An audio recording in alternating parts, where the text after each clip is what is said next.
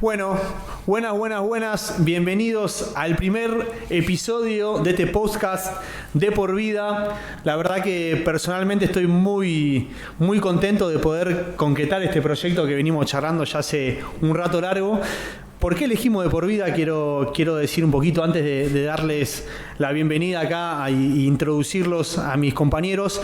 De por vida lo elegimos para no quedarnos solo en el rugby cuando veníamos charlando y para involucrar a todas aquellas personas del otro lado también que son fanáticos del deporte como nosotros y que viven a través del deporte y que le interesan todo y que casi no podemos concebir una vida sin el deporte, porque si hoy en día nos sacamos el deporte a cualquiera de nosotros, creo que la vida queda demasiado chata. Entonces, antes que nada, darle la bienvenida. Gracias por acompañarme en este momento. Nachito Gastaldi, Tigre, les doy la bienvenida. Y bueno, arranca este proyecto nuevo, ¿no?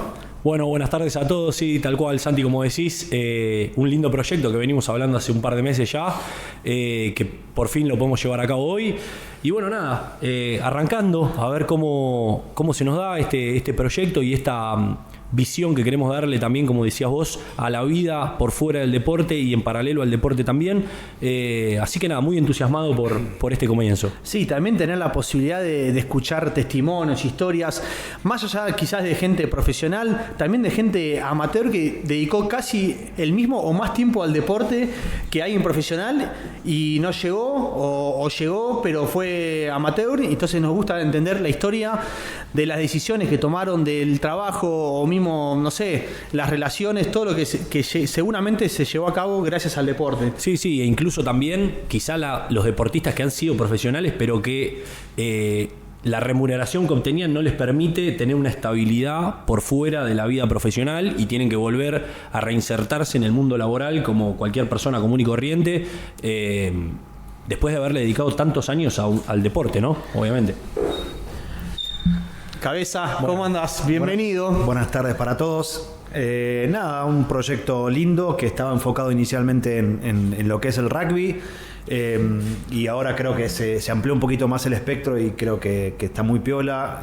La verdad que es el deporte como vector y cómo lo atraviesa a todos los que han desarrollado deporte profesional o amateur con sus cosas buenas, con sus cosas malas y nada, detalles, chismes, comentarios, anécdotas que todo sirve y creo que va a estar lindo que lo vea la gente presente y nosotros poder relajarnos y charlar un poquito que es el objetivo de todo esto. Sí, y yendo un poquito a esto de charlar, hoy ya tenemos el primer invitado, la verdad que es un honor muy grande. Primer invitado hoy en día nos va a acompañar Brian Omson, actual jugador de Pucará, jugador profesional hasta hace un mes, ex jugador de Pumitas, 4 clubes en Italia. La verdad que va a ser muy lindo. ¿Le damos un aplauso? Un aplauso, bienvenido al primer invitado, ¿no? Primer invitado. Buenas tardes a todos. Qué presión tenés, ¿eh? No tenés que... te tenés que lucir, Tremenda presión, pero la verdad que es un placer estar acá. Sé de lo que estaban queriendo este proyecto y lo que estuvieron armándolo, así que la verdad que es un honor. Bueno, aterrizaste hace nada, una semana. ¿Cómo encontraste el país, por lo menos, para arrancar? No, bien, muy bien. Se hizo largo la espera. Tomamos la decisión de volver en enero, en realidad, 1 de enero. Y se hizo largo toda la logística familiar, vuelos, mudanza, un montón de cosas. Así que, muy contento. La verdad que muy contento de estar acá. Volviste con expectativas. Lleno el avión, ¿no? Te fuiste con una mochilita y ¿con qué volviste? Qué estrés de haber sido todo eso. Hacíamos la cuenta con Flor, con mi mujer. Que le mandamos un saludo que te dejó venir acá. Que me banca siempre. 18 bultos despachamos. Perro incluido. Y dos nenes. Y bueno, está bien. Está bien, pero digo, ¿te fuiste con la mochilita? ¿Te fuiste con la mochila? ¿Una sola mochila o fuiste con 18 bultos? Con un carrión, una mochilita y volví con 18 bultos y es verdad. Y 2 niños, Mile y Félix, que también los saludamos. Bueno, un gran saludo. Y yendo un poquito para atrás, para dar comienzo así a la entrevista, me gustaría ir un poquito más a tus comienzos, a tus arranques en el rugby, en el deporte. Bueno, sabemos que arrancaste en San Amano Colegio y también en Pucará. Y preguntarte también, porque estudiando un poquito, la mayoría de tu familia era más para el lado de San Amano, ¿cómo haces tu llegada al club de Bursaco, a Pucará? Bueno, obviamente los inicios solamente fuimos compañeros, en el sentido de que nos iniciamos juntos en el colegio, que fue obviamente una etapa muy linda en la vida deportiva, ya sea a nivel rugbyístico, que atletismo, fútbol o lo que sea, todo lo deporte. Bueno, atletismo tampoco querás. Pero bueno, bien, dale. Aprendimos a correr ahí. No, y en la Pucará la conexión es completamente debida a Los Palmas, a Coque, que era compañero nuestro, que me llevó, a Josi, que un sábado que estaba vestido para ir a empezar en Cori a jugar, me tocó bocina con el pointer blanco, lleno de pelotas, el baúl lleno de pelotas, y nada, ahí fui a Puca. Como llego a Puca, claro, me doy cuenta de que en realidad Coque y los pocos que conocía, Valen Cruz, Facu Ordosi, eran 90 y yo 91, y no me pusieron a entrenar con ellos. Y ahí dije, che, si yo vine por mis amigos y no juego con mis amigos, no va. Me voy para San Albano, tal vez. Claro, vos siempre fuiste 91 y jugaste en la categoría 90. Claro, y bueno, ese día justo estaba el primer entrenador que tuve, fue Jorge Alonso, y estaba Dieguito Palma, le digo, me ve entrenando con la 91 y la 92 porque éramos los más chiquitos, y me dice, ¿qué haces acá? Y le digo, no, pasa que no me dejan entrar con la 90 porque soy 91, vení que yo voy a hablar. Y bueno, hablaron, les preguntaba a mis viejos si estaban de acuerdo, y así fue. Arranqué con la 90 y así hicimos toda la carrera. Sí, le contamos a la gente que también hay una particularidad en los Thompson, que además de ser una familia numerosa, 2 de sus hermanos juegan en San Albano, y si ahora que volviste a Pucará se puede llegar a dar un cruce en la segunda ronda en el partido San Albano-Pucará, que se va a hacer en Corimayo, contra alguno de tus hermanos. Sí, sería algo muy lindo, obviamente que hubiese sido lindo compartir cancha, nunca se sabe, pero bueno, va a ser una linda experiencia. La verdad que me cuesta imaginarla también, porque los únicos desafíos que tuvimos fueron en el jardín de casa.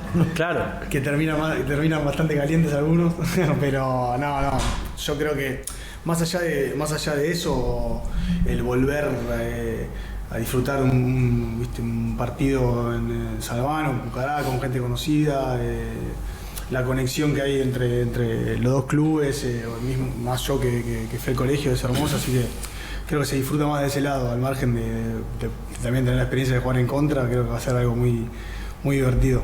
Ya estoy más viejito, así que esperamos que vayan despacio. Sí, para el colmo vos no llegaste a vivir la etapa deportiva de tus hermanos, sobre todo de Jimmy, que tuvo más tiempo en primera. Cuando vos te fuiste, con la diferencia de edad que le llevás, casi que llegaron a compartir cancha alguna vez, digamos, no, contra. De hecho, o plantel. Hay una anécdota muy graciosa que es no sé si se recuerdan, el tren que hace el Jame. Me acuerdo, por 2016. eso. 2016, último ¿Vos jugaste? minuto. Yo no jugué. Ah, no. Ya estaba en Francia y estábamos volviendo con mis viejos en auto de París, estaba ahí en Francia.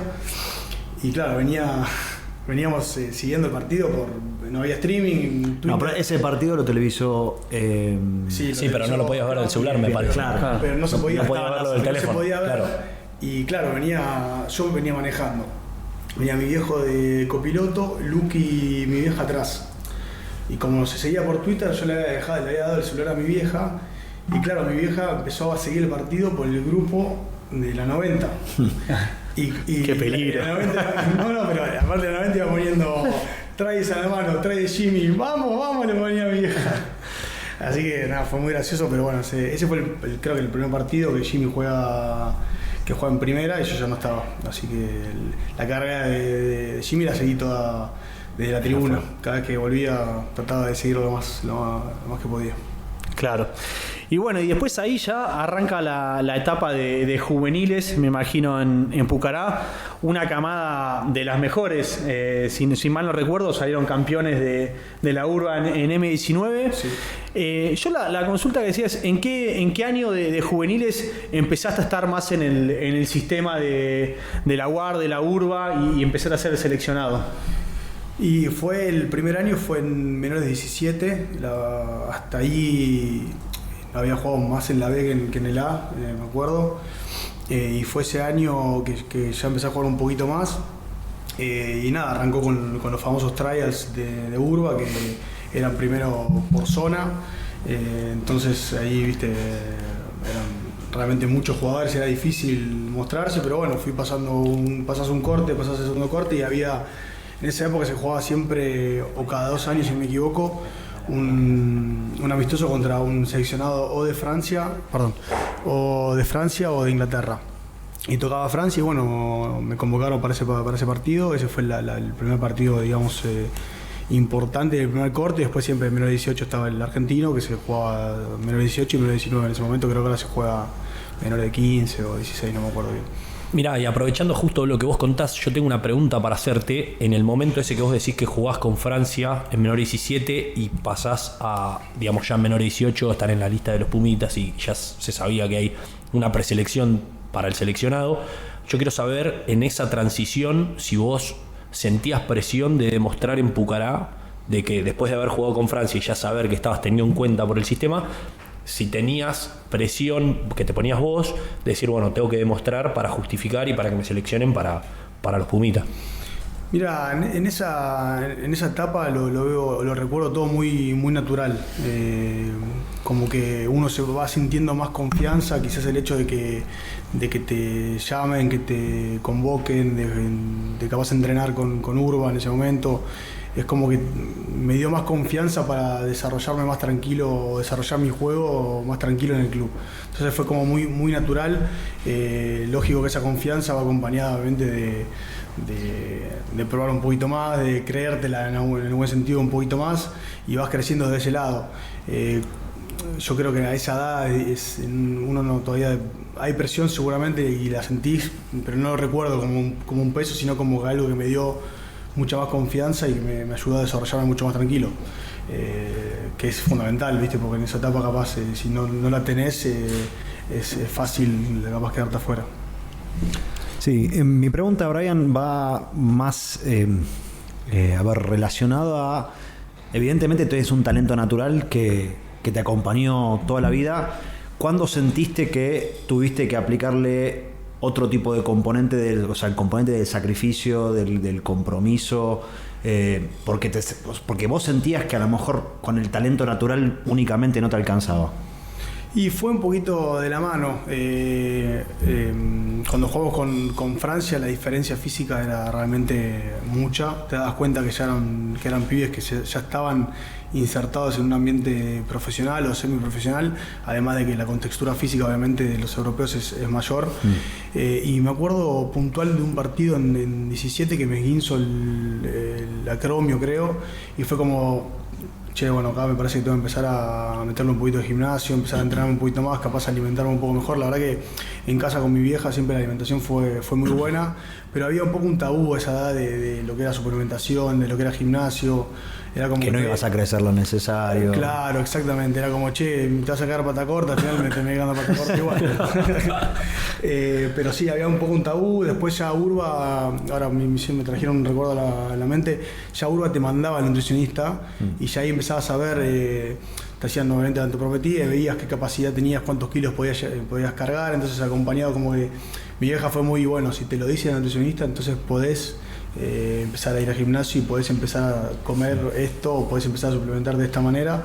Pero sí, fue más que nada cuando uno empieza a ver que físicamente no haces diferencia, que de velocidad, bueno, es un poco más genética o natural, pero en el impacto fue ese año menor de 17 y después el año siguiente hicimos 18 contra Inglaterra, que nos pasaban por arriba en cuanto a lo que era el impacto físico. Che, y ahí, ¿cómo era el sistema de entrenamiento? Contanos un poquito cómo era el Pladar en esa época, ¿no? Claro, el Pladar en realidad arranca en 2009. Esto fue en 2007, en 2009 arranca el Pladar, sea para lo que era Pampas en ese momento, que fue, o Jaguares, siempre fueron los mismos nombres, que para la camada 89 y para la camada 90. O sea, las primeras 3 camadas... O sea, son las primeras que arrancaron en el proceso este. La primera camada que hace un mundial juvenil teniendo la preparación con Pladar, el 89, que va a Japón. La segunda ¿Podés nombrar alguna cara que hayan trascendido? Sí, había muy buenos jugadores. Estaba Tito Díaz Bonilla, estaba Rosati, Escobio, me acuerdo, Tuculet, que era... Cubeli. ¿Landajo no estaba también ahí? Landajo es 88. Ah, mira. Cubeli, Nahuel Tetaz.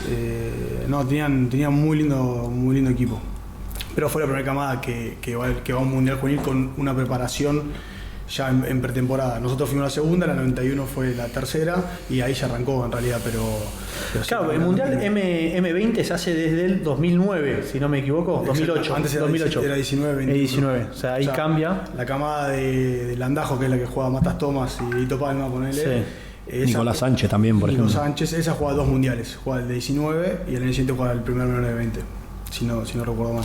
¿Y ahí cómo era? ¿Ibas 2 veces a la semana? ¿Dónde eran los entrenamientos estos? Y esta etapa fue durísima porque nosotros, como éramos de Puca, zona sur, nos mandaban a La Plata. Entonces agarrábamos, nos tomábamos el bondi hasta Pasco, la costera hasta... ¿Con quién ibas ahí de Pucará? ¿Con Valen Cruz? Arrancábamos a las 5 de la mañana, costera, nos bajábamos en La Plata. Habían adelantado el entrenamiento porque la única combi que nos llegaba más temprano y hacíamos pasadas en la ciudad de los niños con cuestas, ¿no? Era durísimo.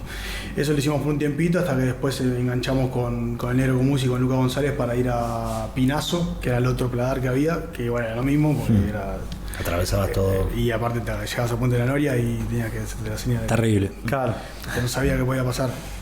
Así que bueno, entrenábamos lunes, martes y jueves. O sea, seguíamos más o menos los días de club. Y era eso a la mañana. Después, si alguno estudiaba, yo un par de meses intenté. De hecho, los anotamos juntos. ¿Te acordás cuando arrancamos? Qué épocas, ¿no? En la UCES. Que vos tenías, si no me equivoco, tenías, por ser de Pladar, tenías un descuento. Sí, teníamos supuestamente una beca completa. Nunca llegó, pero había beca. Sí, la verdad que tendría que agradecerle. Creo que uno de los motivos por el cual estoy recibido fue gracias a vos. Estaba medio a la deriva ahí, me dijo un día, mira, vamos en la combi, te levanto, vamos a la UCES, y fui y dije, bueno, ¿qué me anoto? Comunicación. Arrancamos. ¿Qué puerta adentro? Y no se quiso anotar conmigo, Claro, comunicación. Yo creo que te salvé la vida porque hubiese sido una mala influencia. Bueno, todas las veces que te la salvé yo, alguna me tenías que ayudar. Y después, bueno, yendo más volviendo a la carrera un poquito, se vienen los 2 mundiales, ¿no? Los 2 mundiales de M20, si no me equivoco, el primero es en Argentina y el segundo en Italia. Exactamente. Argentina, estuvimos viendo un poquito antes de acá de la nota, los equipos que trajeron los otros, bueno, Nueva Zelanda, Sudáfrica, la verdad que fue muy bueno, y contarnos un poquito cómo fue esa experiencia, cómo arrancaron, con quiénes compartiste plantel. La verdad que se vio muy lindo ahí, veíamos un par de imágenes durante el Mundial ahí ponchadas en la cámara. Sí, gracias a un gran esfuerzo de producción, a Will y Maurito les mandamos un abrazo, como siempre, ayudándonos. Muy lindo todo, el estudio, me siento un par en la mano. ¿Sí? ¿Te gusta? Bueno, si el primero, esperemos que empecemos a hacer ruido, ¿no? Como un poco de ruido también. Estaba un poco nervioso al principio, ahora estoy tomando el gustito, me está empezando a gustar. Fueron las experiencias, estuvo bueno haber tenido 2 porque fueron las 2 completamente distintas y la verdad que la de Argentina principalmente, jugar un mundial, y sobre todo en esa época tuvimos la suerte de jugar, el mundial se jugaba en el estadio de Newell's y el estadio de Colón. Y jugamos siempre los partidos que teníamos nosotros fueron en eso. De hecho, la primera fecha contra Inglaterra casi, no te digo estaba lleno porque creo que entran 40.000 personas, pero había la mitad, y algo que nunca en mi vida me hubiese imaginado. Fue una experiencia muy linda, más que nada porque fue en el país. Y después lo de Italia, obviamente lo mismo, también en ese, el hecho de jugar un mundial quizás en otro país, de ver la doble experiencia. Me tocó en ese también ser capitán, entonces como que lo viví desde otro lado, quizás un poco más serio, ahí sí con capaz más presión, como decían antes. Pero bueno, son cosas que te llevas para toda la vida. El mundial no te das cuenta en el momento. Hoy creo que cuando empezás a mirar un poco más para atrás es como que decís, che, tuve la suerte de jugar eso. ¿Y alguna cara conocida para la gente del otro lado que al principio va a ser un poco más de rugby, ¿no? Espero que después nos podamos soltar un poquito y entrar en más deportes. ¿Alguna cara conocida de otro, así digas, jugaba, no sé qué decirte, Retallick o alguno de las grandes figuras de los All Blacks o de Sudáfrica? Del primer mundial estaba Sabea, ponele. El tryman fue Julian Sabea. Sí. Después Inglaterra también tenía lindos jugadores, Joe Marler, ponele, Jamie George estaba también, Johnny May, 3 tries hizo Johnny May, de centro lo pusieron. Y el segundo jugamos contra los Baby Blacks y tenían el Baby Blacks de Barrett, estaba Retallick, Barrett, Cody Taylor, Sam Kane, Claro. Brad Shields, Tremenda camada, Perenara, Naolo, Pitao, o sea, eran todos, creo que la única camada que metió de 15 metieron 14 Blacks. Bueno, 48-15 ese partido, la verdad que por los nombres que nos dice... bastante digno. Bastante digno, ¿no? El primer tiempo creo que termina 17-15, una cosa así, y pensábamos que teníamos chance. Pues, Metés el batacazo. Capitán, además, para aclarar que el segundo mundial que estamos hablando de Italia, eras el capitán. sí. ¿Y quién era el capitán de los Baby Blacks en ese momento? ¿Te acordás? ¿Quién era el capitán? Digo, ahí haciendo el Whitelock. sorteo. Era Whitelock, el 8, el hermano del segunda línea, que Sí. jugó después en Francia, o está jugando en Francia incluso. ¿Y argentinos? Y argentinos, bueno, todos los de que estén jugando ahora, que han hecho una tremenda carrera, Tute Moroni, Jero de la Fuente, Orlando, o sea, esos tres, los tres centros eran de esa camada, Pantera Montero, después de los forwards Mati Alemano, y después creo que ninguno más ahí, que capaz me estoy olvidando de alguno, de la 90 que haya jugado mundiales, Javier Ortega Decio estaba. Pero no, había todo, la verdad que Buen equipo. Muy buen equipo. La verdad que estamos repasando un poquito los nombres y que había un equipo que, bueno, que la mayoría llegaron, hicieron una carrera muy importante. Quizás tu carrera venía muy en ascenso, después lo charlábamos antes, ¿no? Con todos, venía muy en ascenso, después tuviste algunas, no sé si fueron lesiones, decisiones, pero bueno, leía ahí un poquito también la nota cuando volviste a rugby, y justo había un comentario que me llamó la atención, decía, era el futuro con Tempomi, ¿qué le pasó? Así duro, te lo pregunto, digo... Son crueles las redes, Son crueles, ¿viste? Y hay otras cosas que tampoco te voy a leer porque eran peores todavía, ya viste, cuando se mete con el al físico. invitado, pues no va a querer venir nadie. Si no tampoco va a querer está venir bueno. nadie. Estoy casi pelado. Pero me imagino vos, además que fuiste conociéndote, fuiste tomando un lado mucho más de pensar el por qué. Digo, ¿qué pensás vos que fue el detonante ahí que no pudiste dar ese salto, que muchos de los que estaban ahí en la categoría con vos llegaron? Y digamos que lo más natural o lo más fácil o lo que siempre tuve como a la mano para ponerlo como excusa, por así decirlo, fueron las lesiones. O sea, lamentablemente al mes que volví del segundo mundial me lesioné, me rompí los cruzados jugando contra San Hermano. Y digamos que era un año un poco clave porque es el año que quizás si tenés un buen mundial menor de 20 o si ya venís con una carrera mundial menor de 20, haces una transición y empiezan capaz los primeros llamados de los equipos, ¿viste? Como Argentina 15 o algún que otro amistoso, y digamos que de esa lesión me metí en otra lesión y estuve ese año y medio, 2 años de transición que estuve completamente afuera, si bien seguía en el sistema como invitado y capaz me recuperé la rodilla en el Pladar y todo. Te vas perdiendo oportunidades, y si bien yo considero que en la etapa de juveniles uno tiene más oportunidades, ahí ya a medida que va pasando los años el margen de error digamos que se acorta bastante, entonces como que quizás haberme perdido esa parte de esa transición me afectó un poco. Después empezó a ser un poco mi carrera empezó a ser un poco más desafíos de recuperarme de las lesiones, o sea, realmente claro. La primera es como que termina siendo una anécdota. Inconscientemente uno siempre cree que puede estar la posibilidad de que te pase algo, o sea, si te pones a mirar la carrera de cualquier jugador, todos tienen al menos una lesión que lo dejó afuera 6-8 meses, entonces como que esa me la tomé tranquilo, el golpe duro fue como reincidir en esa lesión, y ahí fue replantearse varias cosas, mismo dentro de esa recuperación me vuelvo a romper los meniscos, corriendo, haciendo pasadas en el Pladar, y ahí era como, bueno, che, capaz no es para mí. No es por acá. No, y además también qué difícil debe haber sido, ¿no?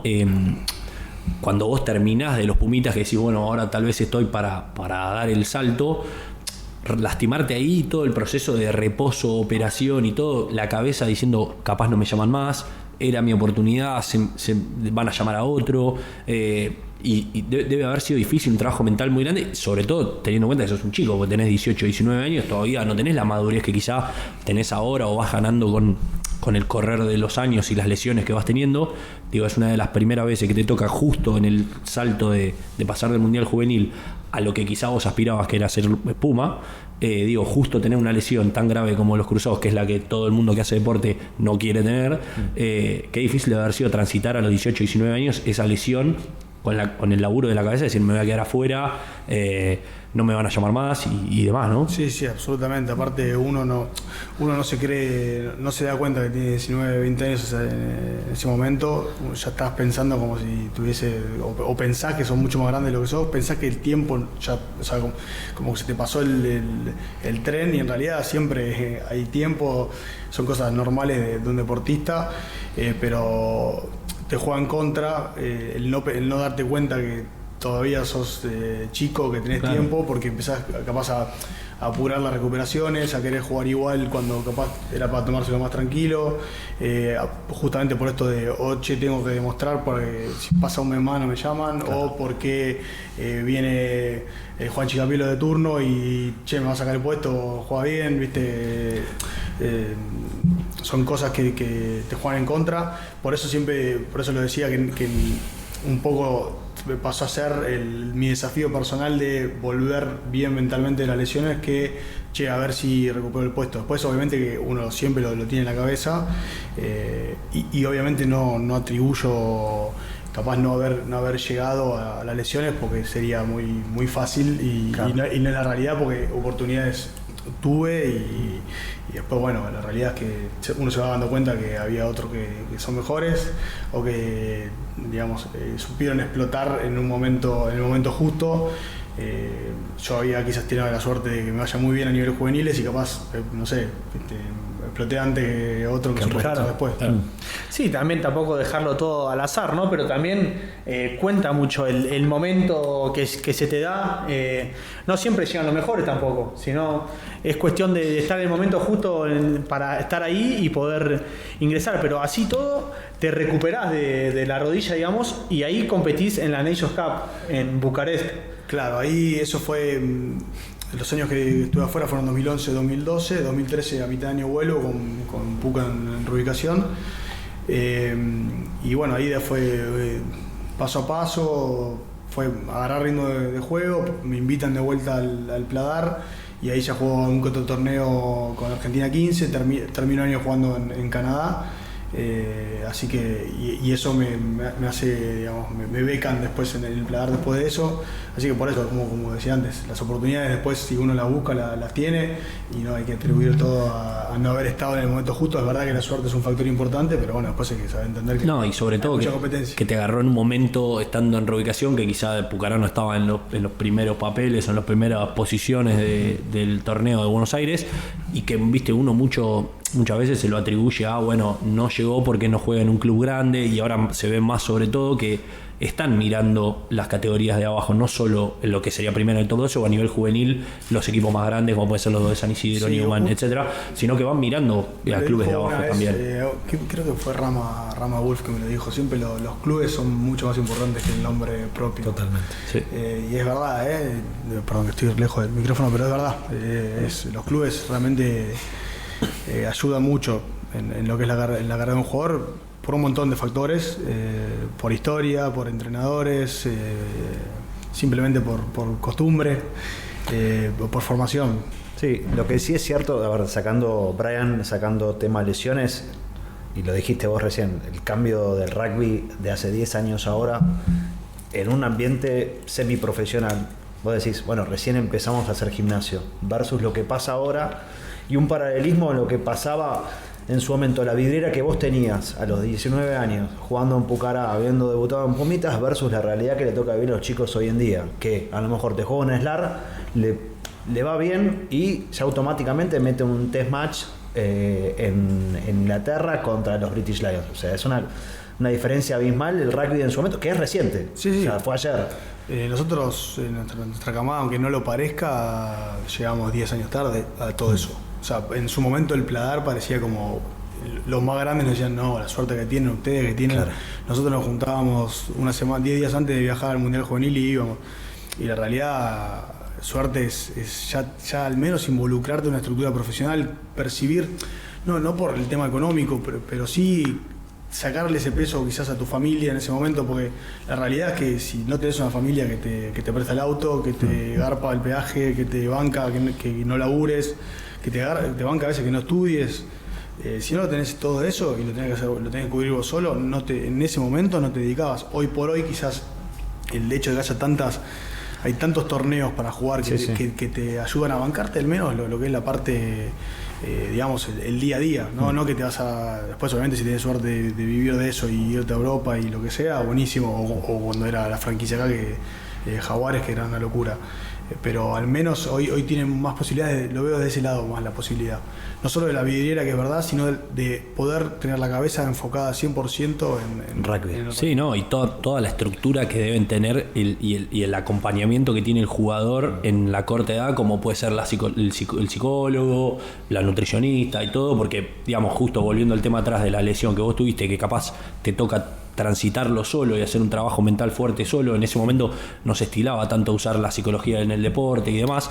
La ayuda que hay ahora y la vidriera que decís vos de los torneos, ¿no? Tenemos el caso de Tomás Rapetti, el pilar de Alumni, que ahora juega su segundo mundial con los Pumitas, está jugando en la SLAR y ahora se va a jugar a Francia. Sí, es una locura. Aparte, mismo te ayuda porque los clubes mismos ya saben que los pibes vienen bien formados. Antes sabían que, bueno, agarramos al que realmente es un crack, porque los otros no están formados. Hoy por hoy vienen formados de otra manera.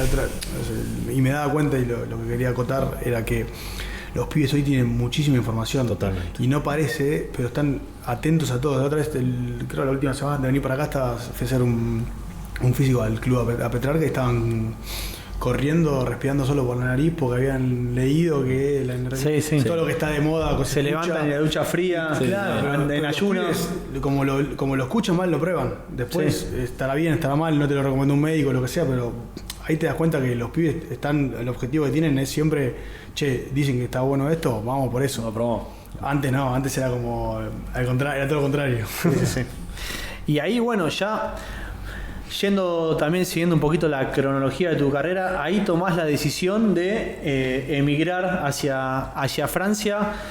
¿Por qué lo hiciste? ¿Viste que ya no daba para más el sistema? ¿Necesitabas cambiar de aire? ¿Por qué tomaste esa decisión? Bueno, un poco por eso. Creo que me encontré en un momento de mi vida que había cumplido varios ciclos, pero bueno, yendo puntualmente a la parte rugbyística, un poco me había cansado de lo que era en ese momento la inestabilidad del sistema, en el sentido de que llegabas a diciembre y no sabías si te iban a llamar o no, si te iban a becar o no. Estaba laburando, o sea que hacía un part-time y corría de acá para allá, llegaba siempre tarde, no llegué nunca temprano, porque claro, entrenábamos creo que era en San Isidro. Entonces como que dije, bueno, siempre tuve claro que la experiencia de vivir del rugby la quería tener, y en ese momento ya había terminado el torneo de Urba, y bueno, salió la posibilidad de ir a la cuarta de Francia, y dije... Hostil Francia, ¿no? Muy hostil, pero siempre ¿le hicieron parir? Muy hostil. Pero eso me imagino que vos ya lo tenías como una especie de trampolín para después pegar el salto, o fuiste como diciendo, bueno, pruebo y si no me vuelvo a jugar. Realmente de inconsciente, pero en el buen sentido, decir, bueno, esto no, ahora cambiamos, vamos por esto. La experiencia de vivir del rugby principalmente, y después decir, si me voy bien en cuarta, me van a llamar a tercera, si me voy bien en tercera, me van a llamar a segunda, y voy a ver hasta dónde llego. Esa fue mi idea. Con esa idea me fui a Francia. Después, bueno, llegué a Francia y me di cuenta que... Difícil ocupar un cupo de extranjero con la gente que... Me imagino que un paralelismo con algo de ser como el fútbol acá, ¿no? Como que venir a querer pegarla en el fútbol en Argentina debe ser algo parecido. O sea, me acuerdo que me habías contado también que no te ayudaban con el idioma, que te dejaban afuera, que la gente, los africanos, fillanos que venían a probarse, también la diferencia física que hablamos siempre era muy fuerte, y más en cuarta, que valía todo, ¿no? No valía. Se jugaba sin lineman, no se empujaba en el scrum. Allá no sé por qué, pero la general es parte del partido, no es que no puede haber. Barraca. El famoso tole. Barraca, sí. Exacto. Como los videos que se veían en esa época, llegaban los videos en YouTube que se agarran a trompar, bueno, eso es todo real. Como el hockey sobre hielo, ¿no? Que está habilitado. Obviamente que me quedaba. Cada parte después terminaban de quedarse a trompadas, perdón la palabra, y no había nada. No había amarillo y roja, era bueno, pipi, ya está. Y sí, los franceses no es que son mala onda, pero es un idioma que ya de por sí es complicado. Y después fui a un pueblito chiquitito, un pueblo hermoso, muy pintoresco, era la capital del vino de la Borgoña, Bonn. Ahí está. Muy lindo, pero bueno, mis dos amigos de esa experiencia, uno es chileno y el otro es español. O sea que en definitiva... Che, Brian, y te hago una consulta, porque pasás de una estructura semiprofesional a una estructura profesional. ¿Y qué diferencias encontrás ahí? En tu primera experiencia internacional, ¿qué diferencia encontrás entre una estructura profesional rugbyística versus la que tenías acá en el Pladar? La realidad es que la primera, el tiempo. O sea, la primera... Disponibilidad full time. Claro, lo que decía antes, tener la posibilidad de descansar bien, de morfar bien, de ir al gimnasio todas las veces que quieras, o tener tiempo para patear, cosas que quizás acá no te hacías tiempo porque ya no lo tenías, porque en el club terminás a las 11 de la noche y rajás, ¿viste? No te quedás a patear. El tiempo. Después, obviamente, a fin de mes, ver que te están pagando por eso es como que también es una tranquilidad, porque acostumbrado a tener que laburar o capaz de depender de mis viejos para todo, decir, che, bueno, me alcanza, puedo viajar, puedo hacer esto, puedo hacer lo que quiero. Así que principalmente esa fue la diferencia. Después uno piensa, o sea, el profesionalismo uno lo ve como, che, me pagan, soy profesional, y en realidad el profesionalismo son lo último para mí en la parte de la plata, es la estructura, es cómo el club te trata, cómo te reciben, qué cosas te mete a disposición, cuánto vos tenés que ocuparte de algunas cosas o cuánto se ocupa el club. Y realmente en la Cuarta de Francia no era así. O sea, No, me imagino. Francia, pero bueno, después de ahí pasás a Viadana, un club que, bueno, veníamos hablando recién cuando veníamos para acá con Brian, que hoy por hoy tiene más de 20 argentinos entre plantel y jugadores, entrenadores, todo, cuerpo técnico, 30 argentinos repleto. Marito Castani, un conocido de la casa, le mandamos un saludo. Y bueno, ¿cómo es ahí sí pasar realmente a un club de la primera categoría de Italia, que si bien no es ni Benetton ni Sebre, bueno, está en el lote 2, digamos, y que pasa a ser muchísimo más profesional? Bueno, esa Francia, sí fue la primera experiencia realmente profesional, por una cuestión de que ya todo el equipo se entrenaba a la mañana, de pretemporadas duras, de un triple turno, pero ahí ya tenías la estructura montada que decís, acá tengo todo. Ahí estaba todo. Realmente Viadana... Con eso también me imagino que viene la exigencia en los resultados. Todo, es como otra presión. Como decía Santi, cuando sos el extranjero hay pocos cupos. En la Cuarta de Francia y creo que había 2, y en ese momento en Italia había solo 4. O sea que ya cuando llegás con la apertura extranjero, recae todo sobre vos, y recae del día 1 de la pretemporada, que no te va bien en el yo-yo test, y ya empiezan a mirarse como, che, ¿quién vino? ¿Qué trajiste? ¿A quién trajiste? Ya te ven que pateas a los palos en el buen entrenamiento y no la metés, y ya, viste, como que lo recontra sentís hasta que te lo sacás de encima. Eso te lleva a un par de partidos, te ayudan los resultados, te ayuda a tener, en mi caso de ese año, la otra vez hablábamos con Nacho antes de venir para acá. Nacho Brex, ¿no? ¿Compartiste con él cuando llegaste a Viadana? Claro, él en realidad me lleva a Viadana, y digamos que habernos hecho compañía en ese primer año para los dos fue fundamental, porque no solo afuera de la cancha, sino que adentro era jugar con los ojos cerrados directamente. Así que sí, bueno, esa fue la primera estructura profesional. Después uno como que después te acostumbras a eso y le tomas el gustito, porque realmente empezás a cambiar un montón de hábitos cuando entras en una estructura, como por ejemplo el descanso, como la alimentación fundamental, el laburo extra. O sea, para mí el laburo extra, a medida que fueron pasando los años, uno arranca con 5, 10 minutos, 15, después se convierten en, el miércoles libre, 1 hora voy a patear, o termina el entrenamiento, 20 minutos me queda, después empieza a hacer una competencia y quién se va último a la cancha. ¿Sabés lo que pienso a veces? A ver qué opinan ustedes.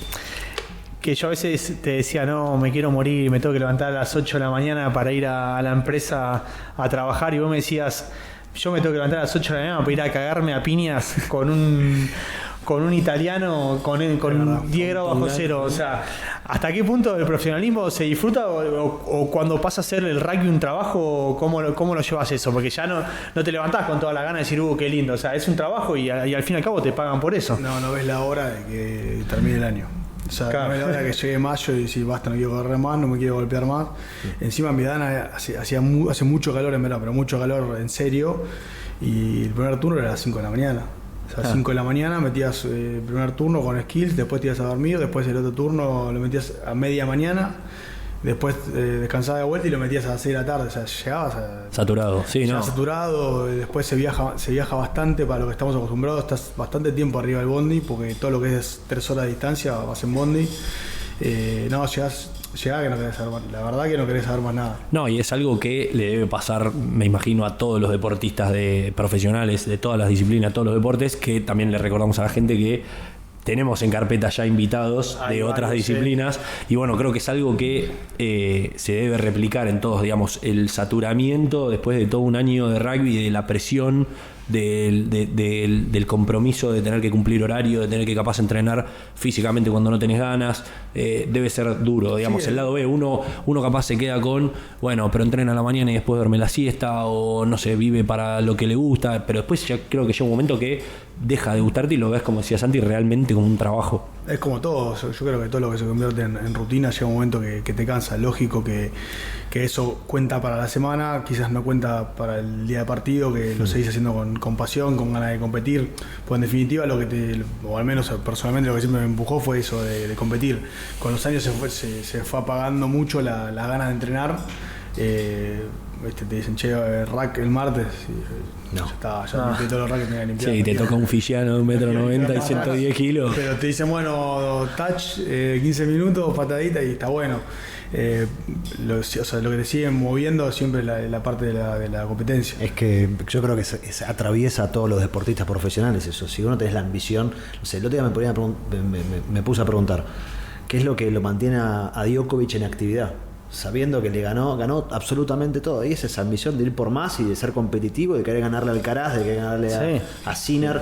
Y nada, yo creo que si no tenés eso, si no tenés el hambre y las ganas de competir, además, yendo con Djokovic él ya está empezando a pensar en retiro, pero así todo está llegando a semifinales. Entonces está pensando en retiro solo porque no sale campeón, no porque le está yendo mal, no es que se va en primera ronda. No, y en esos aspectos sobre todo que trasciende lo económico también, porque son gente que ya está totalmente realizada, entonces es 100% por el hambre de competir, ni siquiera es por decir, bueno, porque en los deportes donde quizá la remuneración no es tan alta, obviamente uno dice, bueno, tengo que seguir es mi laburo, tengo que ganar plata para ahorrar, cuando el momento de volver a Argentina, en tu caso, decir, bueno, traer un colchón como para poder unos meses acomodarme, pero en el caso de otro tipo de deportistas la plata queda en un tercer plano incluso. Por eso te decía al principio, lo de la parte económica es lo último en realidad, en todo sentido, porque no lo haces por realmente yo no creo que no hayan, pocos deportistas lo hacen por eso. Después sí, capaz algunos ya llegan se encontraron con un talento, no sé cuántas veces se escucha que a un futbolista que llegó y juego porque no sé, estaba siempre la historia del Bati, ¿no? A mí no me gustaba jugar al fútbol, lo hacía por laburo. Es un caso, el resto lo hace porque le gusta. O sea, lo que te mueve siempre es competir. Para mí es competir 100%. La pasión obviamente, pero es más pasión por competir que por ese deporte en sí. Sí, que también en cierto punto me imagino que se vuelve como un tanto adictivo, ¿no? De decir, el hambre, los nerviosismos, las ganas de competir, de ganarle al otro, de ir haciendo buenas campañas, que después obviamente es me imagino que te está pasando a vos que ya cuando ves el retiro más cerca que lejos, te imaginás cómo podés llegar a transitar ese momento, digamos, de decir, bueno, ya se acabó, no compito más, y empezás a jugar lo que nos pasa a nosotros, al pádel en la semana, al fulbito, pero bueno, yo te digo que lo veo desde mi lado amateur de rugby de toda la vida. Realmente a mí se me hizo muy difícil el hecho de dejar de competir por algo, digamos, de jugar por los puntos, de tener un impacto en el club que vos representás. Y que pase tu motivación a jugar al pádel o al fútbol es difícil, la verdad. Y nada más. Por lo menos a mí se me hizo difícil. No hay nada, por lo menos después hablaremos más de deportes, ¿no? Pero no hay nada que se asemeje tanto al profesional como el rugby. O sea, ¿en qué otro deporte vos vas a jugar ante 4.000 personas que te van a ver en un clásico? Entonces, cualquier persona competitiva va a elegir un deporte así. Sí, me imagino que le debe pasar lo mismo a las chicas de hockey o a los hombres de hockey para las finales, o al vóley, al básquet, digamos, todos, que si bien, bueno, el básquet y el vóley son profesionales, pero digo, debe ser la misma sensación que tiene todo el deportista de decir, bueno, hasta acá llegué, a partir de ahora me tengo que enfocar en el trabajo, digamos, en la familia y en, obviamente, tratar de ocupar el tiempo que le dedicaste al rugby. Sí, yo creo que es muy difícil, no, es más, si hay un deportista que dice, no, yo encontré la pasión en jugar al pádel o jugar al tenis o la pasión de competir, ¿no? Siempre hablando de la pasión de competir, no le creo, porque es imposible. Yo un tiempito me retiré y juego bastante al pádel, mal, pero juego bastante al pádel.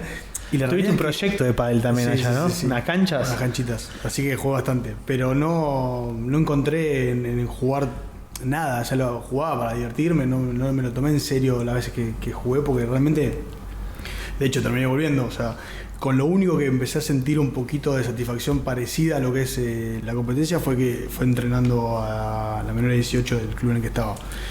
Sobre todo cuando ves que los chicos empiezan a hacer cosas que se entrenan, o cuando te empiezan a escuchar, o cuando se ganan partidos importantes.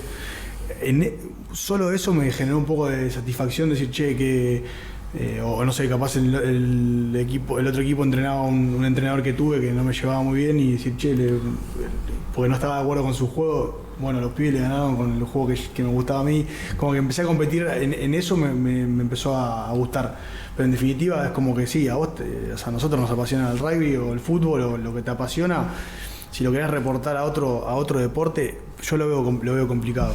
Después uno se la puede dibujar, pero la veo complicada. No, obvio, me imagino que también por eso vemos mucho exjugador de fútbol que quizá está realizado económicamente dirigiendo. Sí, digamos, deben canalizar o deben saciar el hambre de competir entrenando, cuando no lo necesitan. Es que la presión, o sea, ahí entra, para mí ahí entra la presión, porque uno se acostumbra, es como lo decía lo del extranjero, vos te acostumbrás a tener que demostrar todos los fines de semana que tenés que sos el mejor o que estás bien contratado o lo que sea. Y cuando sos entrenador es un poco parecido, o sea, lo hablábamos antes, mismo a nivel amateur, recae todo sobre vos. Entonces, si ya empezás con ese sentido de competencia, lo tenés, porque lo primero que tenés que mostrar es a todos los que te dijeron que tenés razón y que te pueden elegir. Y después, porque empezás a competir, che, bueno, juego contra Loma, juego contra Pucará, juego contra. Sí. Entonces, yo creo que es difícil encontrar en otro deporte. Y allá en Italia, cuando estuviste, ¿dónde fue tu mejor temporada? ¿En qué equipo? ¿Y hubo un momento, algún contacto de vuelta con Argentina, algo? ¿O quedó ahí nomás? O sea, ahí ya una vez que llegaste a Italia saliste del radar, digamos, del rugby argentino y ya no volviste a tener contacto. Bueno, respondiendo en dos partes, el primer año fue sin dudas el primero. El Viadana el mejor. El Viadana el primero. Compartiste con Nacho Brex. Compartimos con Nacho. Después, bueno, el año siguiente jugó de vuelta un rol importante en las lesiones, pero bueno, ya está, ya hablamos de eso. Y no, lamentablemente hay esa tendencia, o al menos en esa época, que medio que hasta te lo decían, como mirá que si te vas... Ya está. Y sobre todo si te ibas a una liga menor como lo consideran o lo consideraban, creo que incluso ahora, Italia. O sea, te vas al top 10, ya está. No, afuera. E incluso también hay casos de puntuales de jugadores de rugby que han trascendido más, históricos, que al irse y que no estaban en el momento en lo que era Jaguares, también dejaron de ser tenidos en cuenta. Caso Imhoff, caso Urdapilleta, que son históricos para el rugby argentino, que han trascendido en sus clubes, en clubes muy grandes de Europa, en los principales te diría, y que hasta incluso estaban con un mejor presente que los que estaban actualmente en Jaguares, pero así todos no eran tenidos en cuenta los Pumas solo por el hecho de no pertenecer al sistema. Sí, esa fue una política que se eligió, creo que para fomentar el hecho de la franquicia, particularmente en el caso del rugby italiano. En ese momento, hasta incluso a nivel Benetton o Sevre, no estaba considerado. O sea, si vos te ibas a Benetton, te ibas a Sevre o te ibas a cualquier equipo del top 10, era como, bueno, chao, claro, afuera. Claro. No estaba considerado porque, y tenés el mejor ejemplo, quizás puede ser Nacho. O sea, Nacho jugó solo un año en Viadana, después ya estaba jugando en franquicia y no tuvo ningún llamado, che, venite. ¿Y Viadana qué se compara? ¿Con un nivel top 12 acá? ¿Más primera A? ¿Cómo lo llevarías? Y es una pregunta que me hicieron bastante. Al no haber jugado hace tanto, no te podría decir. Yo creo que la diferencia mayor que hay es la parte física. O sea, y va de la mano con el profesionalismo o con el tiempo que se entrena. La realidad es que creo que lo que es la urba en sí perdió mucho en cuanto a lo que es formaciones fijas y allá creció bastante. O sea, el Scrum del top 10 es muy competitivo. O sea, si sos primera línea y vas a jugar al top 10, es súper formativo como lo era en una época quizás jugar en Urba. Sí, que incluso también lo vemos en Italia, que el Scrum, digamos, para el seleccionado italiano de rugby, históricamente, ahora quizá un poquito menos porque le fueron inculcando otras herramientas también, pero siempre se lo identificaba con el Scrum, digamos. No, de hecho lo ves con los jugadores que han pasado por el top 10, no desentonan cuando suben a la franquicia y no desentonan cuando juegan al Nacional, porque justamente en lo que es formaciones fijas es bastante competitivo.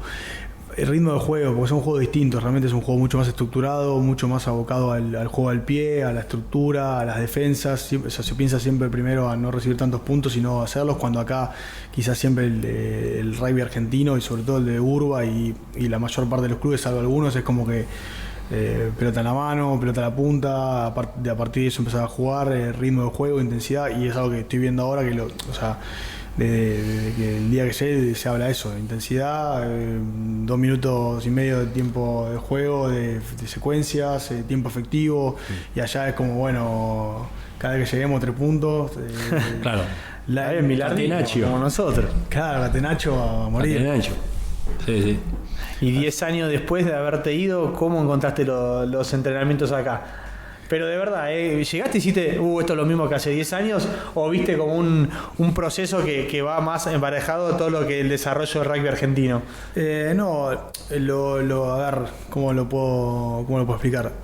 Sí, quizás me había un poco desacostumbrado a que no deja de ser el martes y el jueves, si bien uno se entrena con seriedad, es un momento para compartir, para disfrutar, entonces como que ahí se permite un poco más de relajo. De relajo. Hay mucho, allá capaz era más, viste, te cagaban a pedo de que ponías un pie en la cancha hasta que te ibas. Más hijo del rigor el italiano, acá es como más relajado. Después allá capaz entrenábamos, éramos solo el primer equipo, o 15 contra 15, acá tenés 150 jugadores, es todo un quilombo, entonces desde ese punto de vista lo encontré distinto, pero no, bien, o sea, bastante parecido a lo que era realmente a lo que era antes. O sea, lo que cambió, calculo, es la información que se tiene o lo que se trata de entrenar hoy. Pero en cuanto a la concentración, en cuanto a la esencia del rugby, sigue siendo la misma, y es normal que sea así. Y hablando de cambios, acá que tenemos las imágenes, vemos mucho cambio de look, a lo de a través de los años, mucho peinado diferente. Se fue adaptando a las distintas adversidades. Sí. No lo había pensado. Mucho cambio de look, mucho cambio. Pelo largo, cresta. Un poco de tintura también en alguna fotito. ¿Hubo tintura? No era natural, no hay nada. No, hubo varias etapas que había una peluquera en Viadana que le metía un poquito de tintura. Así que sí. Tremendo. Qué recuerdos. Yo tengo una pregunta, Brian. Santi menciona el tema del regreso a Pucará y cómo ves el club actualmente, el rugby argentino. Pero me quedo con el último paso en rugby profesional. ¿Qué fue lo que te generó a vos? ¿Cuándo sentiste que esa llama se estaba apagando? ¿Y cómo te tuviste que preparar justamente para dejar el profesionalismo? O sea, ¿tuviste a un psicólogo, a un profesional que te fue acompañando en este proceso de salir del profesionalismo cuando con tu mujer ya tomaron la decisión de volver a Argentina? Nada, contanos. Sí, no lo había realmente analizado. Es raro porque en realidad va muy de la mano de los contratos. O sea, empiezan, primero el número del contrato empieza a ser inferior. Qué duro debe ser eso. Después capaz acostumbrado así, después acostumbrado a capaz jugar siempre de titular, capaz ya no. Me pasó en Petrarca, que es donde terminé. Había firmado 2 años de contrato con una opción al +1 a favor de, o sea, era un 1+1 en realidad. Y bueno, no me lo renovaron, entonces ahí ya, viste, ya decís, che, A un indicio ahí. Claro, un indicio de por qué, después acompañado siempre de alguna contralesión también. Y bueno, allá hay muchos clubes, sobre todo en segunda, pero también incluso el top 10, que capaz entrenan a la tarde-noche, entonces te dan la posibilidad de laburar.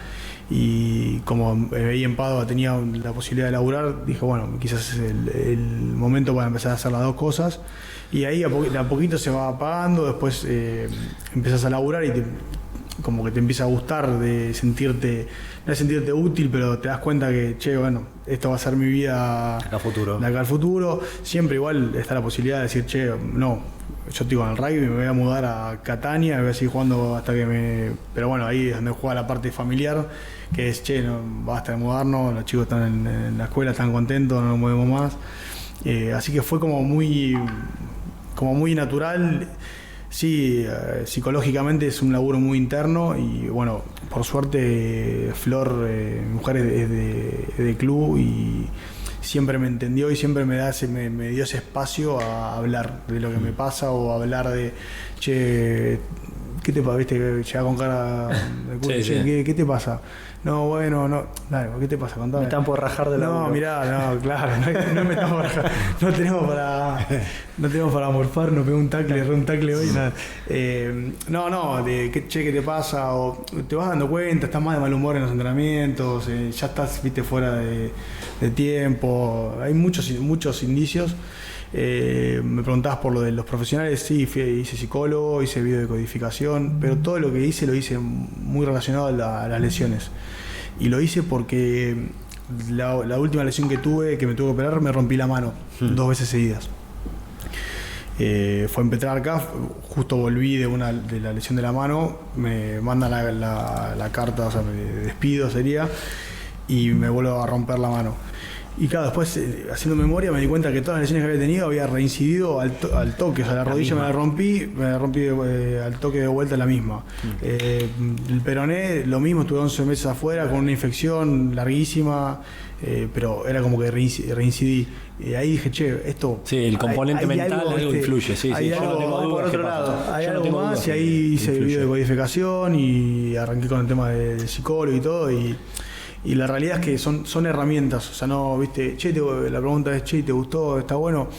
No sé, tengo más herramientas para tratar de darme cuenta de algunas cosas y capaz anticiparse. Hay veces que uno, el bocho, viste, realmente hace todo y a veces es como que no, las lesiones fueron momentos en los cuales, che, tengo que demostrar esto, ahora tengo que demostrar claro. esto, ahora tengo que Quizás en tu mejor momento siempre te terminaste lesionando. o sea, si voy para atrás, todas las lesiones fueron realmente en un Momento bisagra, no sé si el mejor momento, pero es un momento. O sea, la lesión de Viana fue minuto 3 de la primera fecha del campeonato. Había tenido una temporada buenísima, goleador, figura, que esto que lo otro. Me eligen capitán, 3 minutos, pum, afuera toda la temporada. Es como que. Claro. Fueron muy marcadas, o lo mismo la rodilla y todo, entonces es como que sigo incluso ahora tratando de a veces buscarle la explicación, a veces no la hay, a veces sí, a veces simplemente estar un poco más tranquilo con la cabeza. Totalmente. Che, y haciendo un revisionismo de lo que fue tus 10, 15 años de rugby, ahora que estás cerrando el ciclo en Pucará y ya de vuelta en Argentina, ¿hubieses hecho algo distinto? Y es otra cosa que me carcome la cabeza bastante. Soy bastante... ¿Culposo? Sí, culposo, de mirar mucho para atrás y de siempre estar pensando en el sí, hubiese elegido. La verdad es que si hubiese elegido, no sé qué hubiese elegido. Creo que Seguir en la UCE con Santi, tal vez. Claro, capaz. O sea, el único arrepentimiento que tuve fue no seguir a Santi ahí. Me ganaría el tenis ahora, ¿no? Claro, capaz sí. O dejar, claro, a veces eso es un arrepentimiento. Haberle dejado 2-3 años que se entrena tenis y no puede ganar. Ahora no puedo sacar ni un game.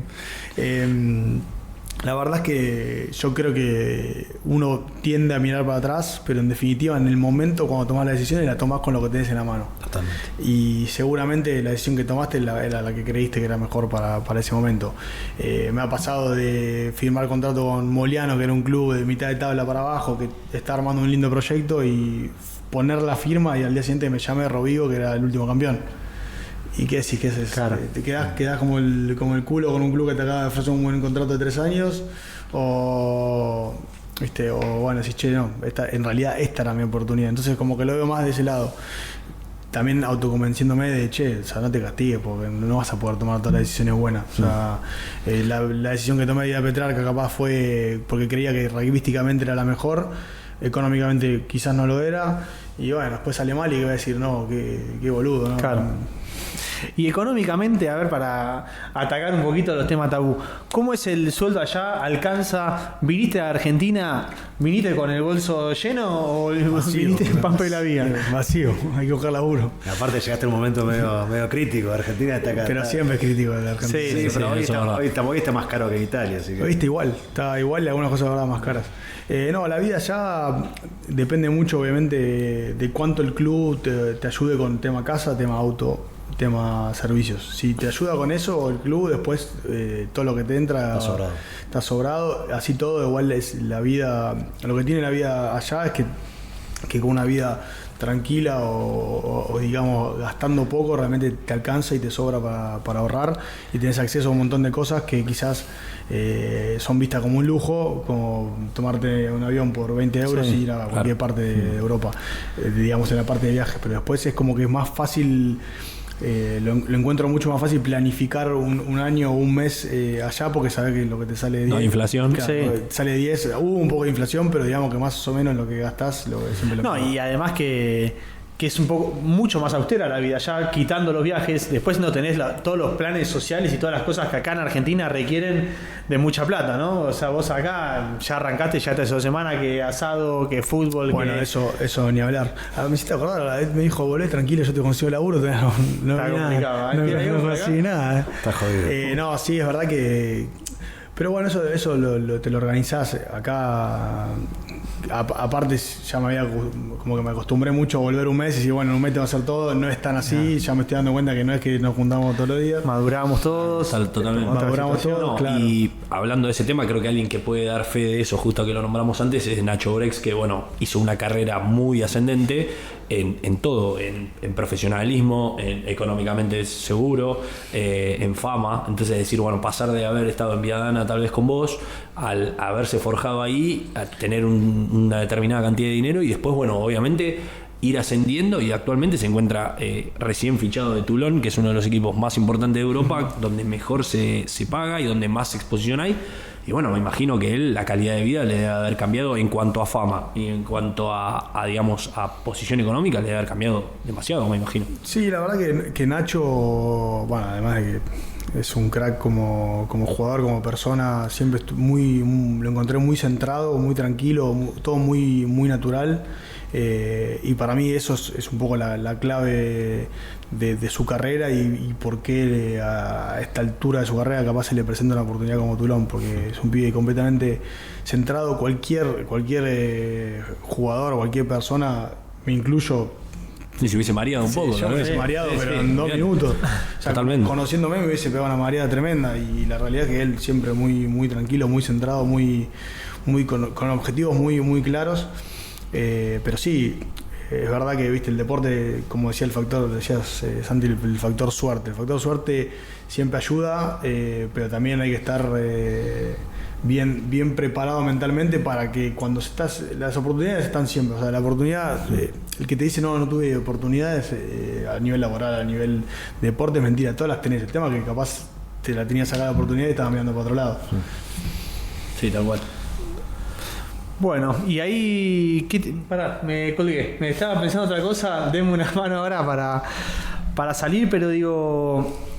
Ahí, vos en ese año estabas con Nacho palo a palo. ¿Te hubieras puesto la zurra? Yo creo que sí. ¿Tenías ganas? ¿Tuviste contactos? O... No tuve contacto, tampoco tenía chance porque en ese momento ni siquiera tenía la ciudadanía. Después la posibilidad de la zurra se te presenta si pegas a una franquicia. Claro. Y rendiste en la franquicia. O sea, es otra cosa que pasa mucho. Desde acá, todos piensan que no, si me voy a Italia ya te convocaron. O sea, Claro. en el momento que Sí. pusiste un pie en Italia ya sos convocado y es mentira. Y la verdad que una cosa que me sorprendió muchísimo es el nivel de los italianos. O sea, el problema de los italianos era más un tema grupal de entender o tener, digamos, una identidad de juego que individualmente, físicamente son unas bestias. Hay un montón de buenísimos jugadores. Si prestan atención a los mundiales menores de 20 de los últimos años, Le está yendo muy bien. siempre compitieron en 6 naciones, están cada vez mejor. por encima de Escocia, por encima de Gales, y cada tanto le meten un batacazo a Irlanda. O sea, realmente la competencia que hay en Italia es altísima, así que nada, la zurra no. yo creo que presentada la oportunidad seguramente hubiera aceptado. Lógicamente que si se te presenta una posibilidad así, lo primero que haces es, che, me van a llamar del otro lado, y si no... Pero el componente papeles es algo importante. Vos lo mencionabas, no tener pasaporte, en este caso italiano, y ocupar cupo extranjero te debe poner una traba. Sí, otras trabas o barreras 100%. que digamos que si alguien lo tiene, habría que ver si se replica en todos los deportes. En rugby sabemos que sí, lo mencionaste anteriormente, que hay 4 cupos extranjeros por equipo, y bueno, vos tenés que tener una impronta y como para que lo destinen por vos y no por otro, que quizá cobra menos o que tiene un componente físico más grande que el tuyo o tengo otra destreza, ¿viste? Habría que ver en los demás deportes si en hockey es así o si en fútbol incluso es así, de cómo se maneja el tema papeles. Porque, por ejemplo, acá vemos que Fabra, si no mal no recuerdo, Merentiel en Boca, les habían tramitado DNI argentino como para no ocupar cupo extranjero. Eso te iba a decir, afecta cuando estás en igualdad de condiciones. Claro. O sea, si sos bueno, podés no tener ni nada y vas a llegar igual. En igualdad de condiciones te afecta 100%. Y la realidad es que si vas a un porcentaje, una estadística de jugadores, la mayoría están a la misma altura y hay 2-3 que están a nivel, por encima del nivel. Pero te afecta en igualdad de condiciones. Te puede acelerar el proceso. O sea, ¿a qué voy con igualdad de condiciones? Que si yo tuviese pasaporte, entonces compito con un italiano y bueno, somos los dos pares, somos los dos italianos, claro. Ya está, entonces ahí listo. Si soy bueno, tengo la posibilidad, total, ellos no van a gastar el cupo de extranjeros, se lo gastan en Fequitoa, no se lo van a gastar en otro. Sí. Y bueno, ya estamos casi una hora. Pasó volando, le comentamos a la gente, teníamos miedo, decíamos cómo vamos a hacer para llenar una hora de tiempo, todo, y la verdad es que pasó volando. Hablando, la verdad que tratamos de darle un componente distendido, a la charla, y la verdad es que así se pasa volando el tiempo. Y antes de traerte para acá, para Argentina, Pucará, pregunta final para el cierre de profesionalismo es: en la cama, cuando te tirás a dormir, ¿qué balance haces de tu carrera? Si le pones un puntaje y te duele un poquito lo que pudo haber sido y lo que fue, o cómo lo tomaste. Y esto lo hemos hablado mil veces. La verdad es que no estoy conforme con lo que fue. O sea, con mis expectativas, quizás cuando me empecé a meter en la cabeza, quiero apuntar a algo en este deporte, lógicamente estoy lejos de lo que me hubiese gustado. Que estoy... un poco a veces me conformo, a veces trato de buscar, de decir, como decían al principio, hay veces que en el amateurismo cuántos entrenamos o cuántos jugamos en una división y después cuántos tienen la posibilidad de vivir. Entonces sí me siento un privilegiado en ese sentido y agradezco haber podido experimentar todo esto. Pero bueno, en una cabeza competitiva y no conformista, la realidad es que me cuesta encontrar, decir, o sea, como les decía antes, se terminó convirtiendo mucho más mi carrera en el desafío de reinventarme, de volver de lesiones, de jugar con dolor, de esto y lo otro, que decir, qué lindo llegué al objetivo que tenía, siendo 100% sincero. Después, obviamente con cassette, y para no... para que ninguno se enoje y diga, se queja y le fue re bien. Sí, uno estuvo buenísimo. Si Miro puede representar a mi país, que era no importa qué nivel, ya es representar a tu país, tener 2 o 3 camisetas de Argentina. Estaba viendo justo acá un dato de color. Al final, no sé si ahí el partido con Fiji no tenés número de Puma. Claro, es verdad. Porque en esa época el partido del sudamericano, creo que ahora también, con Chile y con Uruguay te daba cap, y a mí me llamaban para el tercero, que era Fiji, que no daba cap. Así que, bueno, y ahora el de los Lions da cap. No, me parece que no dio cap. Eso es tremendo, porque jugás en el principal, en Irlanda. No, Bernasconi se lo dieron. No dio cap, porque me acuerdo que están hablando ahí de Boris Beckner, que no contaba, pero ¿qué te importa el cap si le ganaste a los British Lions, ¿no? Sí. Bueno, ahí era lo que decíamos de las LAR, lo que decías vos, Tigre, de cómo pasás de jugar 6 meses profesional a nivel Latinoamérica y cómo después los jugadores están preparados para estar en el máximo nivel que se puede estar y viajar a Irlanda y jugar contra los British Islanders, que debe ser junto a los All Blacks los mejores equipos del mundo sin lugar a dudas. Caso justo a Picardo, que le tocó ser 12 titular, enfrentándose al primer centro de Irlanda y al centro de Escocia. Digamos, qué preparado mental y físicamente tenés que estar para de pasar de jugar contra una franquicia de Paraguay o de Uruguay y de ahí tomarte un avión y jugar contra el combinado de las Islas Británicas, ¿no? Tremendo. Sí, pero además que pienso yo a la hora de armar tu currículum rugbyístico para salir a venderte, debe garpar, ¿no? El número de Puma, o sea, no sé si también te abre otras puertas o simplemente un número y decir, bueno, estoy en el listado. Si mal no recuerdo, en esa época te habilitaba para jugar en Inglaterra. Obviamente en Premiership como lo más alto, pero también en las segundas categorías. Sin ocupar cupo de extranjero. Por 18 meses creo que no ocupaba tremendo, cupo y eso estaba bueno. Pero sí, lógicamente, primero un poco de ego personal, decir, claro, bueno, la foto en el currículum. Fui. Así, con la de los Pumas. Con todo el tiempo que invertí. Claro, y después, lógico, el currículum miran eso, o sea, realmente, salvo el primer nivel, hay pocos clubes que realmente saben dónde jugaste o que vieron videos tuyos, o sí, vieron poco, pero no es que ya que decía juego en los Pumas, bueno, ya suma. Y bueno, estamos acá en Pucará, ¿no? Y ahora. Y hablando siempre. Y después ya vamos a dejar, ¿no? De hacerles preguntas y vamos a empezar a echar un poquito más. A dar un cierre. Pero un cierre, pero digo, esa presión que sentiste muchas veces por ser el bueno, por ser el capitán, por ser el argentino que venía con nombre, ¿la sentís ahora en Pucará? ¿Sentís? Porque yo he escuchado mucho, mirá que volvió Brian, mirá que tenemos a Brian para la segunda ronda. Ojalá que no, para nosotros, por pero menos, bueno. Claro. Yo creo que lo de la presión se incrementa con los años mucho más, pero no por un tema de lo que hiciste, sino que vos también personalmente sos más consciente y te sentís capaz menos capaz físicamente o menos a nivel. Así que sí, pero la realidad es que uno trata de... O sea, lo que sí laburé mucho en estos últimos años fue el aprender a aceptar más el error, que antes era como que me caía en el error. O sea, siempre me caí mucho en el primera patada de la raza, y va a ser siempre es muy común que si haces un error repetir al toque. Si lo ven a nivel internacional pasa mucho que no sé, el 10 que erró una patada, capaz la salida la pifia o la siguiente patada la patea directo afuera si prestan atención. Los que son buenos no repiten. O sea, como el famoso ejemplo de Nadal, que cada saque es un punto nuevo, bueno, eso lo... Memoria de pez se llama eso. Dice que ante cualquier error es olvidarse, mente en blanco y arrancar de cero de vuelta. Exactamente. Pero sí, la presión, ansiedad, son muchos años, qué sé yo. Sí, un poquito sí.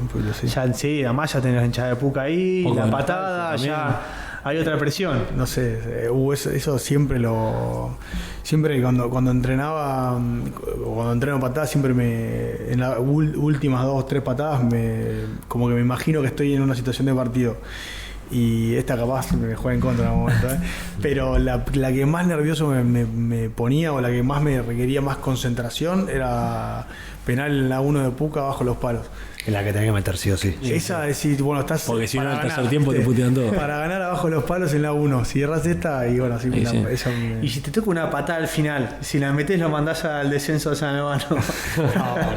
¿Qué haces? ¿La mandás por el medio de los postes o pensás en tus amigos? Depende que pase con Puca si hay que ganar.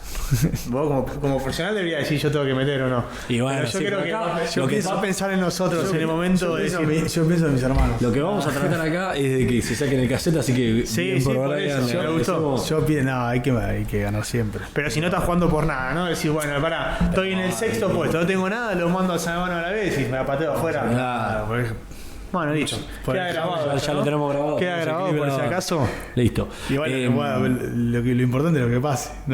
Sí, eso sí, ni hablar. Bueno, vamos llegando al fin, ¿no? Vamos llegando al fin. Quería recordarle a la gente que está viendo acá nuestras redes sociales, nuestros usuarios de redes sociales, estamos en TikTok, en Instagram, en YouTube.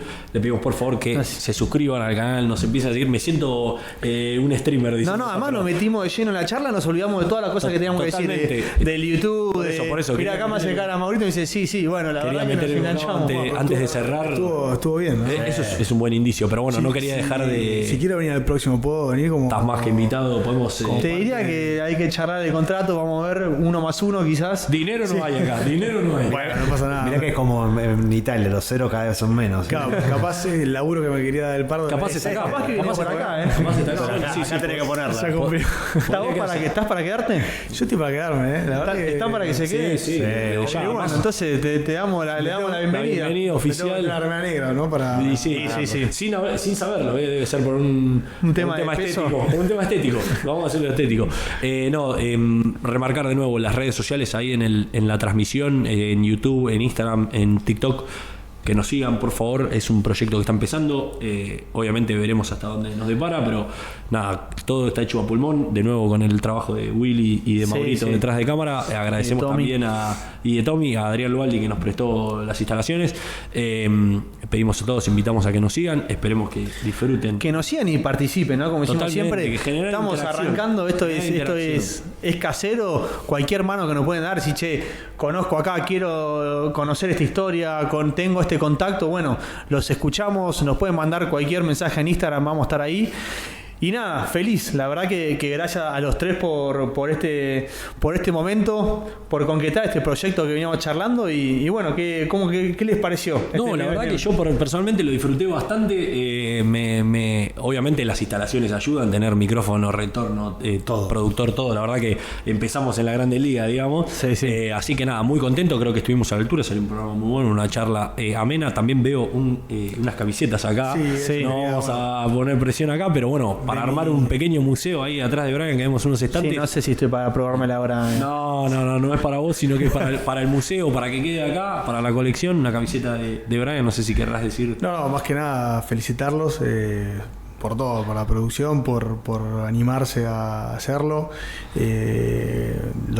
Sigo los streamings que hacen de cómo comentan los partidos y vi la mejora o cómo fueron creciendo, y la verdad que es muy contento de estar acá, de poder venir, y el traje y ahora de ser parte una de Verona para el Mirá que mostremos la cámara. no muestres el número porque no muestres el número pero para que tengan ahí para... ¿Por qué el número que es? ¿El 22? Y bueno, porque joder, y tenemos también una de la Azzurra también que se puede mostrar. ¿La querés mostrar? ¿La de Italia? Esta vieja, esta para... Muy buena. Para que haya algo, un recuerdo Tremenda. de Italia. Está linda, me gusta. La mostramos. Esta para museo, esa. Está linda. ¿Se sabe el jugador que la usó? Esa Campañaro me parece. A 13. Bueno, y va ya para el museo. Ya vamos a empezar a tirar nombres, ¿no? Ahora que tenemos acá que te sumás, vamos a utilizar tu... Y ahí hay que ver si tu profesionalismo, a ver si podemos meter a algún amigo. Nachito Brex, obviamente lo vamos a estar llamando. Nachito está dentro. Ya está confirmado ese. No tiene escapatoria, hay que ver cuando lo agarramos Lo acá. comprometemos al aire. Como... A ver cuando lo agarramos acá en Buenos Aires. Y si no, vamos a Tulón. Vamos. Sería lindo, ¿eh? Eso estaría bastante mejor, la verdad. ¿Quién te dice? ¿Quién te dice? Sabe. Paso a paso, ¿no? Nunca sabe. Piano se va lontano, como se dice allá en Italia. Exactamente. Así que bueno, agradecerle a todos y nos vemos en el próximo episodio 2, que ya bueno, va a venir con nuevas sorpresas, nuevos invitados. Estén atentos a las redes, que ahí publicamos todo, las novedades del Estaremos programa. un poco más sueltos, pasamos el primer programa, veremos los errores, que anduvimos bien y bueno, esperamos estar mucho mejor para el próximo. Listo, ¿no? ¿Se cortó? Sí.